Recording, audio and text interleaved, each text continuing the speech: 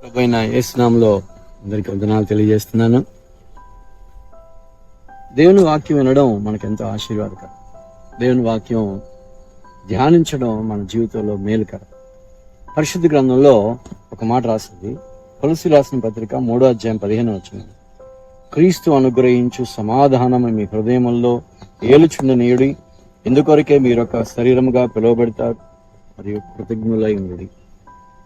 లేదా వియత్నాం అనేటువంటి ప్రాంతంలో పెద్ద యుద్ధం జరుగుతాం. ఆ యుద్ధంలో ఒక నాయకుడు ఉన్నాడు, సుబేదార్. ఆయన అక్కడ ఉన్నటువంటి సైనికుల్ని, తన దగ్గర ఉన్న సైనికుల్ని చాలా బాగా ప్రేమించేవాడు. ప్రేమించి వాళ్ళ కోసం ఎంతైనా త్యాగం చేసేటువంటి వాడు. అట్లాంటి సమయంలో, ఆ యుద్ధంలో జరుగుతున్న సమయంలో సడన్ గా ఒక సైనికుడు ఆ కొండల ప్రాంతం నుంచి పడిపోయే పరిస్థితి వచ్చేసింది. ఆ యుద్ధంలో పడిపోయే పరిస్థితి వస్తే ఈ నాయకుడు ఏం చేశాడంటే, ఈ నాయకుడు అక్కడ ఉన్నటువంటి వాళ్ళని కాపాడడానికి, ఆ సైనికుని కాపాడడానికి తను వెళ్ళాడు, పట్టుకున్నాడు. అతను ఎలాగైనా పైకి తీసుకొచ్చాడు, కానీ దురదృష్టవశాత్తు అతను పడిపోయి చనిపోయాడు. అక్కడ ఉన్నటువంటి అందరూ భయపడిపోయారు, బాధపడిపోయారు. అయ్యో, మన మంచి నాయకుడు చనిపోయాడే అని బాధపడతా ఉన్నారు. సరే, మొత్తానికి అతను తీసుకెళ్లి తన యొక్క తల్లిదండ్రుల దగ్గర అప్పగిచ్చారు. అంత బాగుంది. అతను దేవుని నమ్ముకున్నాడు, ప్రార్థన చేసుకునేవాడు. ప్రార్థన చేసుకుంటా ఉన్న సమయంలో ఏంటరా, వాళ్ళ తల్లిదండ్రులు కూడా ప్రార్థన చేసుకుంటా ఉన్నారు. ప్రార్థన చేసుకున్న పరిస్థితుల్లో జరిగిన విషయం ఏంటంటే, వాళ్ళకి ఒక ఆదరణ కూటం పెట్టుకున్నారు. అంత బాగా జరిగింది.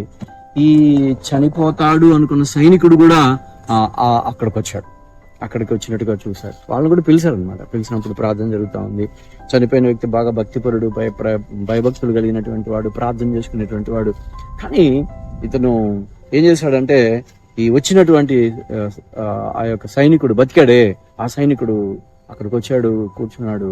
అందరూ బాగా మంచి పాస్టర్ గారు అందరూ వచ్చారు, కానీ ఇతను బాగా తాగుతున్నాడు. తాగేసి అక్కడ ఉన్నటువంటి చెల్లాచెదరు చేసేసి అక్కడ ఉన్నటువంటి అన్ని కూడా ఆ భోజనాలు అన్ని ఏదో పిచ్చి పిచ్చిగా పనులు చేశారు.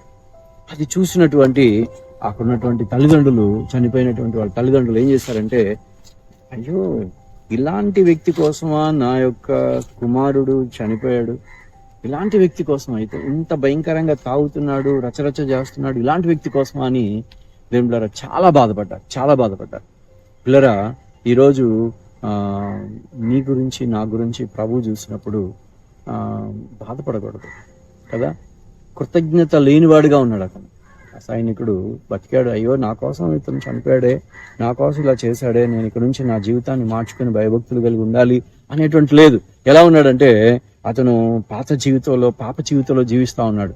మనం కూడా ఒకవేళ ఇంకా పాపంలో జీవిస్తూ ఉంటే, ఇంకా లోకాన్ని ప్రేమిస్తూ ఉంటే, ఇంకా లోక సంబంధమైన జీవితాన్ని మనం జీవిస్తూ ఉంటే, లేదా ప్రభువారు చాలా బాధపడతాడు. అందుకని మనం చేయాల్సిన పని ఏంటంటే, కృతజ్ఞత కలిగి ఉండాలి. అందుకనే కొలస్సీయులకు రాసిన పత్రిక చెప్పిన మాట ఏంటంటే, కృతజ్ఞులై ఉండుండి అని పరిశుద్ధ గ్రంథం పెట్టింది. కృతజ్ఞత లేకపోతే ప్రయోజనం ఉంది. అందుకని కీర్తనకారుడు ఒక మాట అంటాడు, నా ప్రాణమా యెహోవాను సన్నుతించుము, ఆయన చేసిన ఉపకారములలో దేనిని మరొకమంటాడు. కాబట్టి కృతజ్ఞత కలిగి ఉండాలి. ప్రభువా, నేను కృతజ్ఞతగా ఉండాలి. నా కోసం ప్రభువారు తన యొక్క జీవితాన్ని అప్పగించాడు, తన యొక్క సిలువలో మరణించాడు. కాబట్టి దేవుని బిడ్డలైన మనం ఎప్పుడు కృతజ్ఞత కలిగినటువంటి బిడ్డలుగా, మనం ఆశీర్వదించబడిన బిడ్డలుగా మనం. కాబట్టి పిల్లరా, అలాంటి కృపను, అలాంటి ధన్యతను మనం పొందుకుందాం. చిన్న ప్రార్థన చేసుకుందాం, తల్ల వంచుకుందాం, ప్రార్థన చేసుకుందాం. పరిశుద్ధులైన తండ్రి, ప్రేమగల దేవా, నీకు వందనాలు, స్తోత్రాలు. నీ ప్రియ కుమారుడు, మా రక్షకుడైన యేసుక్రీస్తు వారిని బట్టి నేను స్తుతించుకుంటున్నాను.